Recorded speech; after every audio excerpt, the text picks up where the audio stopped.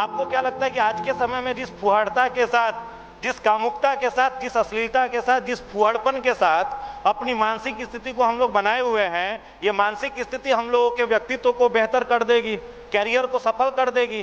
कई भाई लोग ये कहते हैं कि भैया आने वाले समय में जब नौकरी लग जाएगी, मेरे पास पैसे की कोई दिक्कत नहीं होगी, ऑटोमेटिक हमारी पर्सनालिटी बन जाएगी। दोस्तों माफ करिएगा, पर्सनालिटी कब बनती है व्यक्ति का? गरीबी में ही बनता है। अमीरी में जाने के बाद पर्सनालिटी नहीं बनता है। स्वामी विवेकानंद की पर्सनालिटी कब बनी थी? उस समय उनकी पर्सनालिटी बनी थी जिस समय उनकी बहन ने आत्महत्या कर लिया था। उस समय पर्सनालिटी उनकी बनी थी जिस समय उनकी माँ दिन भर और रात भर भूखे पेट सो करके नरेंद्र को संतावना देती थी कि नहीं तुम भविष्य में करोगे। उस समय उनकी पर्सनालिटी बनी थी जब उनके पिता शरीर छोड़ चुके थे। उस समय उनकी पर्सनालिटी बनी थी जब उनके सारे संपत्ति को उनके गोतिया लोगों ने, पड़ोसी लोगों ने हड़प लिया था।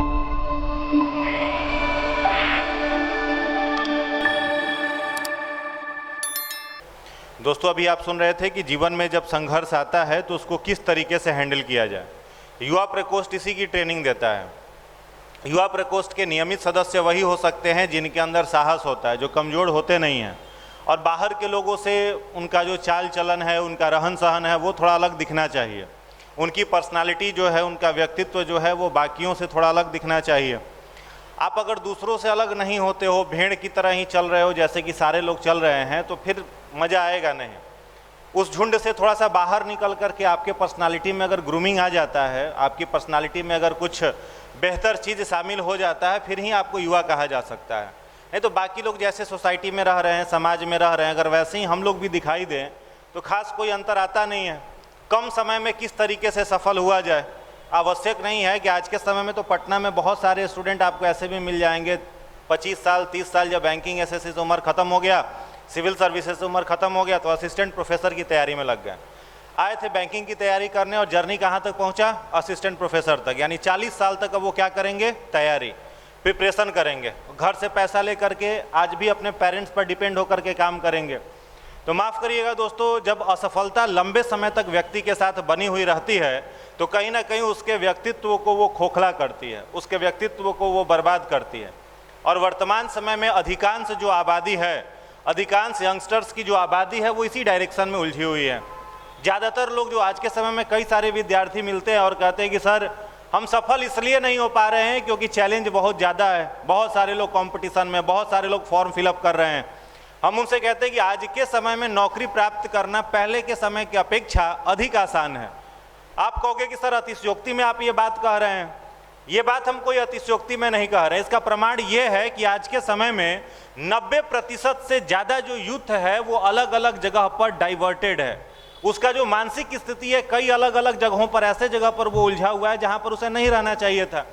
आप फाइंड आउट करो कि वो जहाँ उलझा हुआ है वहाँ से बस आप अपने आप को बचा लो और जो सूत्र यहाँ से आपको दिए जाते हैं उन सूत्रों को जीवन में अपना लो। देखो 6 महीना के अंदर अगर आपका रिजल्ट नहीं हुआ तो आप जो कहोगे हम मान लेंगे। सबसे पहली बात होती है कि अपने आप को ताकतवर तो बनाओ, अपने आप को मजबूत तो बनाओ। आज के समय में बेड पर लेटा हुआ है, 10-10 घंटा का नींद ले रहा है, 12 घंटे की नींद ले रहा है, गर्मी है फिर भी उसको बेड से उठने का मन नहीं कर रहा। ठंडा में तो चलो समझ में आता है कि कंबल ओढ़ के सो रहा है, गर्मी में टीन का शेड का वो जो गर्मी है, सूर्य का प्रकाश कमरे में आ रहा है, फिर भी वो गधे की तरह रूम में पड़ा हुआ है, लेटा हुआ है। 10 घंटा इस गर्मी में भी सोने वाले स्टूडेंट जो हैं वो आपको पटना में मिल जाएंगे और उन्हें भी क्या चाहिए? नौकरी चाहिए। तो कहीं ना कहीं बाहर के लोगों की अपेक्षा हम लोगों को अपने का जो डेली रूटीन है उसमें कुछ सुधार करना पड़ेगा और नहीं सुधार कर पाएंगे तो जिस स्थिति में अभी पड़े हुए हैं उसी स्थिति में पड़े रहना पड़ेगा। कोई चमत्कार जैसी चीज़ दुनिया में एग्जिस्ट नहीं करती है। पहली बात तो ये गांठ बांध लो। आप अगर सोच करके रखे होंगे कि किसी का आशीर्वाद अगर जीवन में लग जाएगा और चमत्कार हो जाएगा, तो माफ़ करिएगा दोस्तों, ऐसी कोई शक्ति नहीं है, ऐसी कोई ताकत नहीं है जो आपके कर्मों को काट करके चमत्कार आपके जीवन में उद्घटित कर दे और आपका नौकरी लगा दे, आपको सफल कर दे। ऐसी कोई ताकत दुनिया में एग्जिस्ट ही नहीं करती है। कर्म के फल से सब लोगों को निपटना ही निपटना है। आज के समय में जो कर्म है हम लोगों का, उसका फल तो भोगना ही है। गंगा माता का भी कुंभ का मेला चल रहा था, तो कुंभ के मेले में बहुत लोग इस भाव से आ रहे थे कि पिछला जन्म का हिसाब किताब जो होगा वो कुंभ के मेले में क्या हो जाएगा? धुल जाएगा, साफ हो जाएगा, आने वाला समय शानदार हो जाएगा। अब पिछला कर्म आपका क्या है ये मालूम नहीं है, और कुंभ के मेले में स्नान करके आप कर्म को धोना चाह रहे हो तो बड़ा मुश्किल है। और ये कोई बच्चा अगर इस बात को करे तो समझ में आता है, बूढ़े बूढ़े लोग, नौजवान लोग आकर के स्नान करके कर्म फल को धोना चाह रहे थे। गंगा जी के पुत्र का नाम क्या था? भीष्म।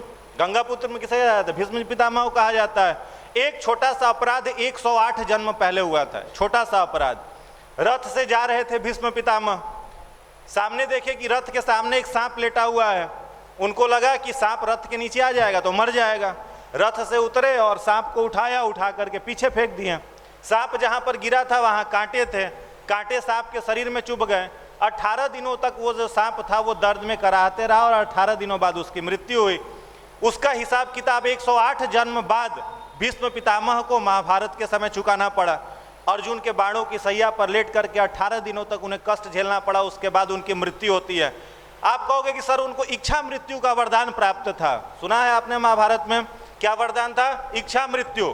जब चाहे शरीर से आत्मा को पृथक कर देते, लेकिन जब कर्म में इंसान बंध जाता है, कर्मों में बंधा हुआ रहता है, तो वो उसकी जो इच्छा होती है उसके भी परे उसका कर्म जो है उस पर डोमिनेंट हो जाता है।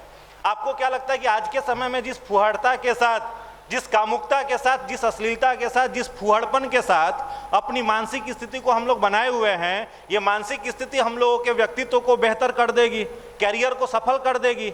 माफ करिएगा, जब तक भीतर की सफाई नहीं होगी, अपने आप को भीतर से ठीक नहीं करेंगे, तब तक बाहरी कोई सफलता, बाहरी कोई ताकत आपको सफल नहीं बना सकती है। युवा हो वो होना चाहिए जिसको देख करके लोग अपने आप को कहे कि नहीं, हमारे समाज में, हमारे जान पहचान में एक ऐसा लड़का है जो रियल में पर्सनालिटी वाला है।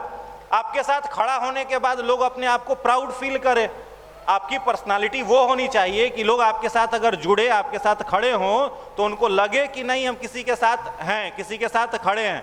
आदर्श किसे बना सकते हो? तो आज के समय में मैक्सिमम यंगस्टर्स को देखो, कहीं पर ऑर्केस्ट्रा चल रहा है, वहां पर खड़े होकर के रात भर नचनिया लोगों के साथ नाच रहा है, और वो क्या कहेगा? हम क्या हैं? युवा हैं। अब नाचने वाला अपने आप को कहे कि हम क्या हैं? युवा हैं, और अगले दिन आकर के अपने आप को इतना कमजोर कर लेगा कि 8 घंटे की पढ़ाई उससे नहीं हो रही है। युवा किसे कहोगे? तो युवा का तो पहले आदर्श घोषित होना चाहिए कि हमारा आदर्श ये है। आज के समय में अगर पूछा जाए कि 5 साइंटिस्ट का नाम बताओ भारत का, तो हमें नहीं लगता है कि आप में से बहुत लोगों का नाम याद होगा जो जिन्होंने भारत में कुछ कंट्रीब्यूशन किया हो। 5 वैज्ञानिक का नाम हाथ नहीं उठवाएंगे, बहुत लोग फेल हो जाएंगे। अगर हम पूछे कि परमाणु संपन्न राष्ट्र बनाने में भारत को 5 कौन कौन से वैज्ञानिक थे, तो आप में से बहुतों को नाम नहीं याद होगा। लेकिन अगर पूछे कि 5 गो अश्लील गाना गाने वाले का नाम बता दो, तो इसमें से लगभग लोगों का हाथ उठ जाएगा। कारण क्या है? तो जो हमें रास आता है, जो हमें पसंद आता है, उस तरीके के लोग हमसे क्या होते हैं? जुड़ते चले जाते हैं। तो अपनी पर्सनालिटी को क्या करना पड़ेगा? ठीक करना पड़ेगा। व्यक्तित्व को क्या करना पड़ेगा? मजबूत बनाना पड़ेगा। कई भाई लोग ये कहते हैं कि भैया आने वाले समय में जब नौकरी लग जाएगी, मेरे पास पैसे की कोई दिक्कत नहीं होगी, ऑटोमेटिक हमारी पर्सनालिटी बन जाएगी। दोस्तों माफ करिएगा, पर्सनालिटी कब बनती है व्यक्ति का? गरीबी में ही बनता है। अमीरी में जाने के बाद पर्सनालिटी नहीं बनता है। स्वामी विवेकानंद की पर्सनालिटी कब बनी थी? उस समय उनकी पर्सनालिटी बनी थी जिस समय उनकी बहन ने आत्महत्या कर लिया था। उस समय उनकी पर्सनालिटी बनी थी जब उनका बड़ा भाई घर छोड़ करके पैदल ही यहाँ से यूके चले गए थे। उस समय पर्सनालिटी उनकी बनी थी जिस समय उनकी माँ दिन भर और रात भर भूखे पेट सो करके नरेंद्र को संतावना देती थी कि नहीं तुम भविष्य में करोगे। उस समय उनकी पर्सनालिटी बनी थी जब उनके पिता शरीर छोड़ चुके थे। उस समय उनकी पर्सनालिटी बनी थी जब उनके सारे संपत्ति को उनके गोतिया लोगों ने, पड़ोसी लोगों ने हड़प लिया था। आप कल्पना करो, जिस युवा को खाने के लिए 2 समय का भोजन नहीं मिल रहा है, उस समय उन्होंने अपनी पर्सनालिटी को बनाया। और कैसी पर्सनालिटी को बनाया? भारत से पहुंचते हैं कहां पर? शिकागो। और शिकागो जब पहुंचते हैं, आपने पढ़ा होगा वर्ल्ड रिलीजन ऑफ पार्लियामेंट, विश्व संसद जो था वो शिकागो में घोषित था। उस समय भारत से, भारत का प्रतिनिधित्व करने के लिए कौन जाता है? स्वामी विवेकानंद। और जो वस्त्र पहन करके वो जाते हैं, गेरुआ वस्त्र पहने हुए हैं, सिर पर मुरेठा बांधे हुए हैं, और जब विश्व धर्म सम्मेलन में पहुंचते हैं तो सबसे अंतिम चेयर उनको दिया जाता है, सबसे लास्ट की कुर्सी दी जाती है, और कहा जाता है कि आपको अंतिम में मौका मिलेगा। एंकर जो था वो देख करके विवेकानंद को कर रहा था कि ये क्या बताएंगे, यहाँ पर लोगों को क्या समझाएंगे। 8000 लोगों से वो हॉल भरा हुआ था जहाँ विवेकानंद का लेक्चर होने वाला था। विवेकानंद को बोलने के लिए कब दिया गया? सबसे लास्ट में। और कब? जब सारे के सारे लोग अपनी कुर्सी से उठ करके उस हॉल से बाहर निकल रहे थे। टॉपिक क्या दिया गया मालूम होगा आपको? विवेकानंद जी जब पोडियम पर आते हैं तो चौक फेंका जाता है उनके तरफ, और जब चौक से एक डॉट बनता है तो कहा जाता है आपको शून्य के ऊपर अपना व्याख्यान देना है। और शून्य के ऊपर कितने देर व्याख्यान देना है? 2 मिनट। आप कल्पना करो, भारत से कोई शिकागो गया है, और वो भी शिकागो जाने के लिए पैसे नहीं है पास में। राजस्थान में खेतड़ी है, खेतड़ी के राजा ने कुछ पैसे का प्रबंध किया था जिसे लेकर के शिकागो पहुंचे थे। 1 महीने तक एक वक्त की रोटी खा करके वहां पर गुजारा किया था, इतने भी पैसे नहीं थे। और बोलने के लिए कितना मिला? 2 मिनट। टॉपिक क्या दिया गया? शून्य। स्वामी विवेकानंद जी ने शून्य के ऊपर बोलने से पहले 4 जो मैजिकल शब्द कहे, dear sister and brothers of America, 5 minute तक कोलंबस के उस हॉल में केवल ताली बजते रहा। 5 मिनट तक। एंकर ने कहा था 2 मिनट भाषण देना है, ताली कितना देर पिटवाएं?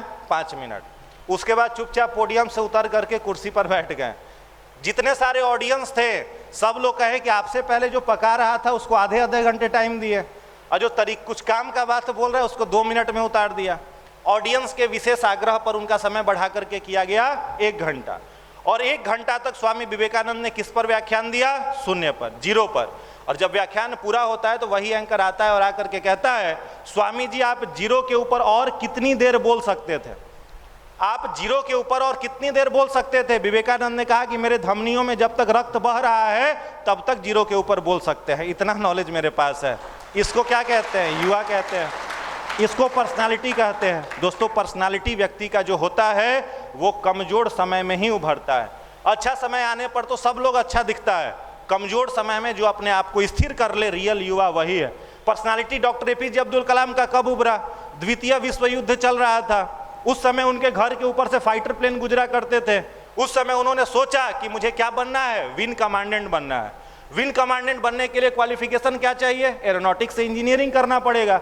एरोनॉटिक्स से इंजीनियरिंग करने के लिए अच्छे पैसे लगते हैं। इतना भी पैसा परिवार में नहीं है कि 7 भाई बहनों का परिवार जो है वो 2 वक्त की रोटी मिल पाए उन लोगों को। और उस समय कलाम सपना देखते हैं कि एरोनॉटिक्स इंजीनियर बनना है। बहुत संघर्ष के बाद जैसे तैसे स्कॉलरशिप की पढ़ाई से +2 की पढ़ाई पूरी करते हैं। उसके बाद उनकी अपनी बहन के पास जाते हैं और जाकर के कहते हैं कि आगे के पढ़ाई के लिए पैसे चाहिए, पिताजी देने में असमर्थ हैं। बहन कुछ सोचती नहीं है और अपना गहना कलाम साहब को देती है कि इसको तुम गिरवी रख करके अपनी आगे की पढ़ाई पूरी कर लो। कलाम साहब वो पढ़ाई पूरी करते हैं और पहला जब इंटरव्यू देने के लिए वो जाते हैं तो वहां पर उन्हें रिजेक्ट कर दिया जाता है कि आप इस पद के योग्य नहीं हो। आप सब कल्पना करो, बहन का गहना भी गया। अब घर पर आएंगे तो क्या मुंह लेकर के आएंगे? बहुत उछलते थे कि एरोनॉटिक्स से इंजीनियरिंग कर लेंगे, बहुत कुछ मिल जाएगा। वापस जब घर पर कलाम साहब आते हैं तो रास्ते में विचार आता है कि अब जीवन का करना क्या है। परिवार की गरीबी तो दूर कर नहीं पा रहे हैं, जीवन को ही समाप्त कर लेते हैं। ऋषिकेश पहुंचते हैं। ऋषिकेश पहुंचने के बाद लक्ष्मण झूले के ऊपर टहल रहे थे शाम के 6 बजे। किस भाव से टहल रहे थे कि इस झूले से कूद करके गंगा नदी में आत्महत्या कर लेंगे, जब संध्या होगी, रात होगी, इसमें कूद के आत्महत्या कर लेंगे। कौन सोचता है? कलाम जैसा पर्सनालिटी। वहीं ऋषिकेश में एक संत की कुटिया बनी हुई थी, नाम था शिवानंद। संत शिवानंद अपनी खिड़की से देखते हैं कि कोई लड़का टहल रहा है इस बांध के ऊपर, इस झूले के ऊपर, और ये कूद करके आत्महत्या करेगा। शिवानंद जी आते हैं, कलाम साहब के पीठ पर हाथ रखते हैं, पूछते बेटे यहाँ पर क्या कर रहे हो?